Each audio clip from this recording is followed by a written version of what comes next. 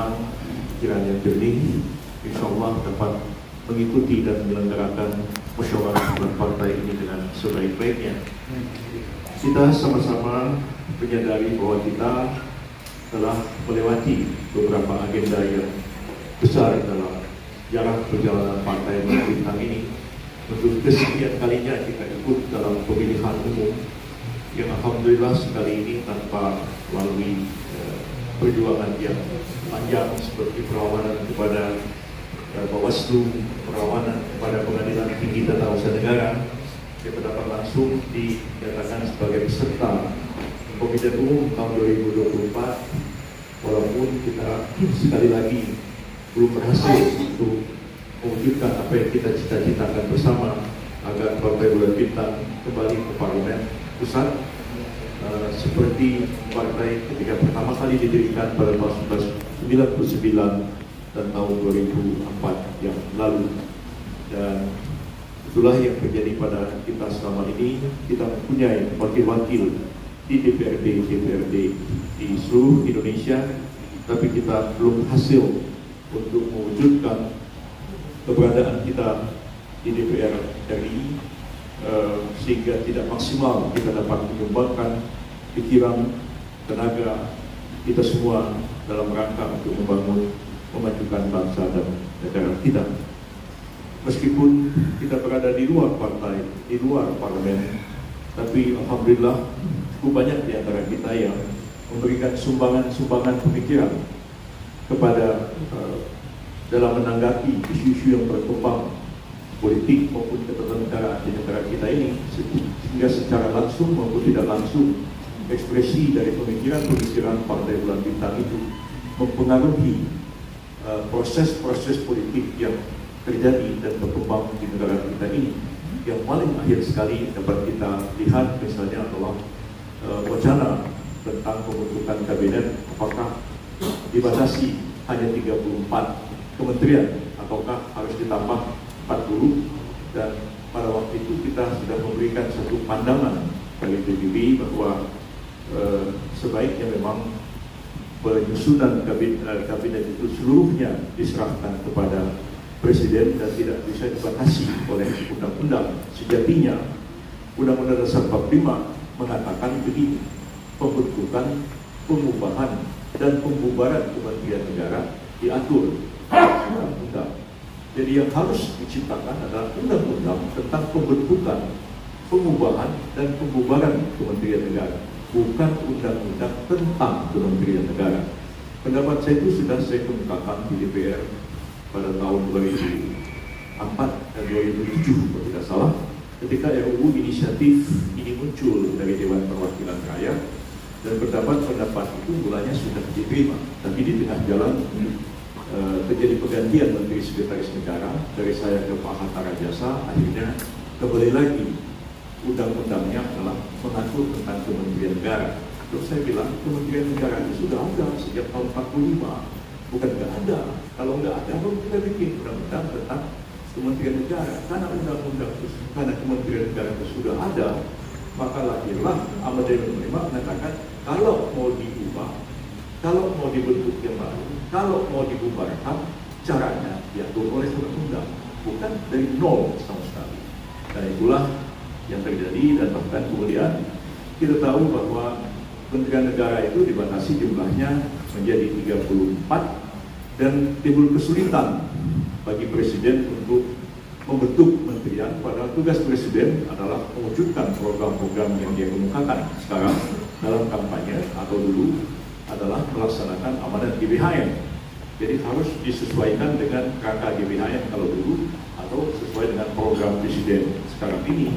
Tapi itu jadi sulit karena dibatasi hanya 34, dan itu makin sulit ketika Pak Jokowi ingin meningkatkan BKPM menjadi Menteri Investasi, terpaksa harus mengurangi, membubarkan kementerian yang lain. Maka dibubarkanlah Kementerian Research dan Teknologi, digabung ke Kementerian Pendidikan Nasional, maka jadilah Kementerian Pendidikan, Kebudayaan, Research dan Teknologi. Dan itu nggak tertangani, pekerjaannya begitu banyak, ya, begitu berat bebannya, dan tidak fokus pada akhirnya. Padahal research dan teknologi itu sangat penting kedudukannya bagi negara berkembang seperti kita. Bagaimana kita mengembangkan ilmu pengetahuan dan teknologi dan menguji teknologi itu sebelum diterapkan sesuai dengan kebutuhan dan kepentingan kita bersama. Nah, itu menurut saya nggak bisa terlalu banyak. Nah, kemudian ada lagi yang dibubarkan Kementerian Lingkungan Hidup, digabunglah menjadi Kementerian Kehutanan, Lingkungan Hidup dan Kehutanan. Lingkungan hidupnya di depan, kehutanannya di belakang. Jadi menimbulkan banyak masalah juga, padahal lingkungan hidup itu tidak semata-mata berkaitan dengan kehutanan. Masalah SDM mereka lebih banyak berkaitan dengan masalah lingkungan hidup daripada masalah kehutanan. Mungkin pada waktu itu sebenarnya kebakaran hutan maka dikaitkan di situ. Jadi simpel sekali pikirannya. Jadi saya kira diserahkanlah kepada Presiden, dan Presiden membentuk kabinet kan dapat diawasi oleh DPR, jangan pula membentuk kabinet 100 menteri seperti terjadi pada akhir masa pemerintahan Orde Baru zaman Pak Harto. Nah, pikiran-pikiran kita itu mengatakan begini, hanya ada dua jalan yang dapat dilakukan Pak Prabowo dalam membentuk kabinet yang baru adalah mengubah undang-undang kementerian negara yang ada sekarang. Bisa dilakukan perubahan pada masa pemerintahan Pak Jokowi ini, ya, agar memuluskan Pak Prabowo dapat membentuk kabinet secara lebih leluasa, atau Pak Prabowo ketika sudah dilantik menjadi presiden mengeluarkan peraturan pemerintah pengganti undang-undang untuk mengubah undang-undang kementerian negara itu. Ditanya pada saya, punya wewenang untuk mengeluarkan perpu? Saya bilang 1 detik saya mengucapkan sumpah sebagai presiden, kewenangan dia sebagai presiden 100% penuh di tangannya dan dia bisa mengeluarkan perpu. Nah, akhirnya yang dipilih adalah perubahan dilakukan pada masa Presiden Jokowi dan inisiatifnya diserahkan kepada DPR untuk mengubah undang-undang kementerian negara itu. Jadi sangat banyak kalau kita pelajari, ya kita amati, ya sumbangsih dari Partai Bulan Bintang ini dalam mempengaruhi jalannya proses politik dan ketatanegaraan kita, meskipun kita berada di luar pantai. Dan alangkah baiknya kalau kita tidak hanya berada di luar, tapi kita berada di dalam struktur. Karena itu menjadi harapan kita bersama di masa-masa yang akan datang, Partai Bulan Bintang ini akan terus eksis, berada di tengah-tengah masyarakat kita dalam mengisi kemerdekaan ini, walaupun keberadaannya sekarang dia akan terbatas. Tapi saya kira insya Allah pada waktu yang akan datang, dalam waktu yang dekat-dekat ini, ya insya Allah akan ada lagi 2 agenda besar yang kita hadapi bersama, yaitu pertama adalah pelaksanaan pilkada serentak yang prosesnya akan dimulai pada awal Agustus ini dan persiapannya sudah dilakukan sejak sekarang. Kemudian akan pendaftaran Agustus dan pelaksanaannya akan diadakan pada bulan November yang akan datang. Itu agenda pertama. Dan agenda yang kedua adalah pelantikan presiden pada tanggal 20 Oktober dan kemudian pembentukan kabinet beberapa hari setelah presiden dan wakil presiden diambil sumpahnya oleh Dewan Perwakilan Rakyat. Dan terhadap ini pun juga ditanyakan kepada kita juga oleh Ketua MPR, gimana proses pelantikan presiden itu? Apakah hanya membaca SK KPU, terus presidennya mengambil sumpah dipandu oleh Ketua Mahkamah Agung? Lalu MPR-nya apa? Sohibul Bait atau Sohibul Hajat? Gitu kan? Sohibul Bait atas hanya tuan rumah tapi bukan yang punya hajat. Kalau di kalangan kaum Nahdliyin itu ada perbedaan itu antara Sohibul Hajat dengan Sohibul Bait itu. Saya satu hari diundang sama Pak Alwi Shihab datang ke rumahnya di jalan apa namanya, Jalan Paso apa di Pasar Minggu. Datanglah saya ke Pak Alwi Shihab. Di depan beliau menyambut saya, Pak Yusril, welcome ke rumah saya. Tapi Pak Yusril jangan salah paham, saya ini cuma Sohibul Bait. Ya, Sohibul Hajatnya ada di dalam. Saya pikir siapa? Dibawa saya. Ini Sohibul Hajatnya, rupanya Gus Dur. Oh, jadi saya mengerti rupanya ada beda antara Sohibul Bait dengan Sohibul Hajat. Jadi apakah MPR ini hanya Sohibul Bait, ya, terus dibacakan SK KPU, pemenang Pilpres adalah Prabowo Gibran, lantas dipersilahkan mengucapkan sumpah dipandu oleh Ketua Mahkamah Agung. Jadi betul-betul MPR ini hanya sohibul baik. Lalu hajatnya di mana?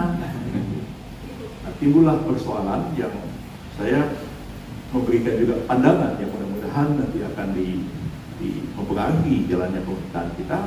Lalu MPR berencana akan membuat ketetapan, ya, ketetapan MPR tentang pengukuhan presiden dan wakil presiden terpilih. Tapi itu hanya proses pengukuhan, tidak bisa mengatakan tidak dan tidak ada perdebatan, ya.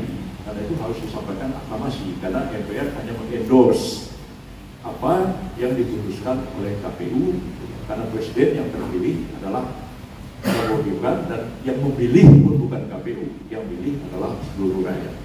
Nah, ada lebih detail-detail, tapi mohon ini record tidak disebarkan ke publik, ya, sebab saya mengatakan MPR itu berwenang memberhentikan presiden dan wakil presiden kalau dia di-impeach, ya, oleh DPR dan dibenarkan oleh Mahkamah Konstitusi. MPR bisa mengatakan diberhentikan atau tidak diberhentikan, seperti di Amerika Serikat, ya, Kongres Amerika Serikat walaupun telah diloloskan oleh Mahkamah Agung, Presiden Clinton bersalah dalam kasus dengan Lewinsky, tapi Kongres mengatakan tidak cukup alasan untuk memberhentikan Presiden Clinton. Jadi seperti itu juga kita nantinya akan terjadi seperti itu. Bagaimana MPR bisa memberhentikan atau tidak memberhentikan presiden? Bukan dia yang mengukuhkan, bukan dia yang ngangkat, tapi kewenangan apa? Dalam hukum administrasi itu berlaku namanya asas contrarius actus. Barang siapa yang mengesahkan, dia yang berhak untuk mencabut. Kalau MPR-nya hanya sohibul baik, tidak menerapkan apa-apa, bagaimana dia bisa memberhentikan presiden? Jadi itu persoalan di bidang hukum administrasi negara yang saya kira mungkin harus dipikirkan bersama oleh Majelis Permusyawaratan Rakyat. Nah, ada agenda-agenda penting seperti ini yang layak kita bicarakan, dan saya menganggap bahwa karena persoalan ini persoalan yang cukup besar yang harus kita hadapi bersama, karena itu baik juga hal-hal semacam ini kita bicarakan pada tingkat Dewan Partai untuk memutuskan hal-hal yang sebenarnya sangat penting untuk kita lakukan. Bagaimana strategi kita dalam menghadapi pilkada serentak ini, karena dampaknya akan sangat besar. Beda sekali pilkada serentak ini dengan pilkada yang tidak serentak seperti tahun-tahun yang lalu. Dan kemudian bagaimana pula strategi kita dalam menghadapi pembentukan kabinet yang akan datang. Siapa yang akan diundi, siapa yang akan kita majukan, siapa yang akan kita calonkan. Itu memerlukan satu strategi yang jitu, yang kalau tidak ya kita ya sudah mengalami seperti tahun-tahun yang lalu. Dan kita sekali ini juga tidak mudah untuk ini, karena sekali lagi kita gagal untuk masuk ke parlemen, dan itu pasti akan ada satu tekanan-tekanan yang kuat kepada presiden terpilih seperti dialami oleh Pak Jokowi pada tahun 2019 yang lalu. Kan ada tekanan-tekanan yang ini partai ini masuk ke kabinet, partai ini di luar kabinet, partai ini cukup dan jatah dikasih wamen aja. Nah, itu memerlukan satu strategi, dan saya pikir itu mesti dibahas dalam tingkat Dewan Partai sekarang ini. Selain itu juga nanti kita juga akan membicarakan tentang penyelenggaraan muktamar partai. Kapan yang akan kita selenggarakan muktamar partai itu? Oleh karena walaupun tidak dituangkan dalam keputusan tertulis, tapi pembicaraan kita dalam MDP yang lalu, DPP ini kita perpanjang sampai selesai pilkada. Walaupun di dalam keputusan hanya dinyatakan dalam anggaran dasar bahwa keputusan mempercepat atau memperlambat muktamar itu diserahkan kepada ketua umum dengan mendapatkan pertimbangan dari Majelis Syuro. Tapi saya tidak ingin memikul tanggung jawab yang begitu besar, karena muktamar itu jangan sampai nanti menjadi persoalan legalitas nantinya, konstitusionalitasnya sesuai dengan anggaran dasar atau tidak. Maka lebih baik kita serahkan lagi kepada muktamar dan kita dengar pandangan-pandangannya, bagaimana dan kapan waktu yang konstitusional dan waktu yang tepat secara strategi politik kita menyelenggarakan muktamar itu supaya untuk kepentingan kita bersama. Saya berharap kita semua berjiwa besar, bersabar, dan hati pikiran yang tenang, membahas berbagai agenda yang akan kita bicarakan dalam persidangan musyawarah Dewan Partai ini untuk kepentingan dan kemaslahatan kita bersama tentunya. Walaupun sudah berkali-kali kita tidak berhasil masuk ke dalam parlemen, tapi saya pribadi mudah-mudahan kita semua punya pandangan yang sama, tetap optimis bahwa partai ini kalau kita benahi betul-betul ke depan, insya Allah masih partai ini masih akan tetap eksis ya. Pak Prabowo aja sudah beberapa kali kalah, kalau wakil presiden, calon presiden maju lagi, akhirnya menang juga. Walaupun sudah usianya 73 tahun. Barangkali PBB itu berapa kali gagal, terus lagi ikut pemilu. Insya Allah saya yakin suatu ketika PBB akan masuk kembali ke parlemen. Kita memang perlu penguatan, bukan saja internal infrastruktur partai dan kepemimpinan partai di pusat dan daerah, tapi juga kita mempunyai posisi-posisi politik yang penting, baik di pemerintah pusat maupun di daerah-daerah. Ya. Kita melihat misalnya itu tidak hanya itu, tapi juga ada para tokoh-tokoh besar ya, kemudian terlibat dalam proses pemilu. Seperti kita saksikan misalnya Pak Alus Samin sebagai bupati di Konawe Utara, ya, yang menjadi ketua wilayah DPW PBB Sulawesi Tenggara, itu berhasil meningkatkan suara PBB sangat signifikan di sana. Yang strategis ya.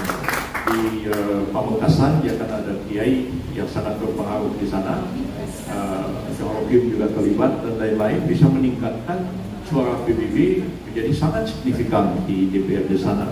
Nah, kita sendiri di Bangka Belitung walaupun belum begitu optimal, tapi berhasil juga meningkatkan suara DPRD di Kabupaten dan Provinsi Bangka Belitung. Dan kalau nanti ya ada katakan kita menjadi gubernur di beberapa daerah, Pak Samin misalnya atau yang lain, ada juga yang menjadi wakil gubernur, misalnya Yuri sekarang yang akan maju wakil gubernur di Sabang, di tempat lain juga ada beberapa bupati, ada misalnya di pusat nanti juga ada yang masuk ke dalam kabinet. Saya kira dengan itu ya kekuatan kita tuh akan bertambah besar untuk memungkinkan PBB itu masuk ke dalam kembali ke parlemen pada tahun 2029 yang akan datang. Karena itu kita harus dengan tenang memikirkan ini, ya tidak usah kita memikirkan kepentingan pribadi kita sendiri-sendiri, tapi kita harus melihat jauh ke depan dan harus saling merelakan dengan jiwa besar untuk berjuang terus ya, karena partai kita ini sudah dari tahun 98 sampai sekarang ini sudah hampir 26 tahun usianya. Dan saya kira saya sudah menghabiskan hampir sepertiga umur saya untuk mengurusi partai ini. Dan saya kira tidak kita semua, Pak Sekjen juga dari awal ikut terlibat di kepengurusan partai kita, termasuk juga para Sekjen kita, Pak Usni segala itu sudah dari awal terlibat dalam PBB ini. Dan karena itu sayang juga kalau apa yang sudah kita bina selama lebih 25 tahun kemudian berakhir dengan sia-sia. Jadi tetaplah kita memiliki optimisme, dan karena itu kita berharap supaya kepentingan kita menyelenggarakan musyawarah Dewan Partai ini dirasa sangat penting, karena memang ada hal-hal strategis yang perlu kita bahas bersama, yang detil-detilnya barangkali bukan menjadi kewenangan NDB, tapi menjadi kewenangan dari muktamar yang akan datang. Itulah yang akan kita musyawarahkan nanti. Mudah-mudahan dengan pikiran yang jernih kita musyawarahkan dan dapat kita selesaikan bersama-sama. Kemudian nanti juga akan dibahas di dalam persidangan. Ini saya melihat mungkin ada kesalahan tentang susunan jadwal acara ini, karena dalam undangan itu sudah ada jadwal dan sudah saya paraf, dan undangan resmi itu sudah dikirim ke daerah-daerah. Tapi saya melihat ada perubahan di daftar itu, mesti juga diluruskan, karena undangan resmi itu ada parafnya tentang jadwal acara, jangan diubah seperti ini dari 200 kubah ya. Kita perbaiki dulu supaya nanti dapat kita sepakati dalam rapat-rapat musyawarah. Terima kasih. Wassalamualaikum warahmatullahi wabarakatuh.